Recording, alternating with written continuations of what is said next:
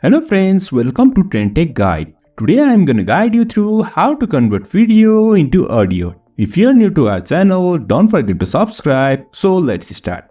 You can see I am here in my desktop. Now to convert your video into audio, you can choose any video editor you have and follow the process. Now I am using Filmora.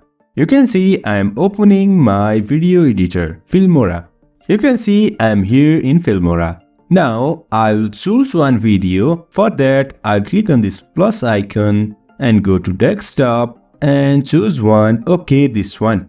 Here's my video. Now I'll just click and drag it to my timeline. You can see my video is on timeline. So to convert this to audio, all you need to do is click on this export and over here you can see here is MP3. Choose on this MP3. You can give any name. I'll give demo voice and just export.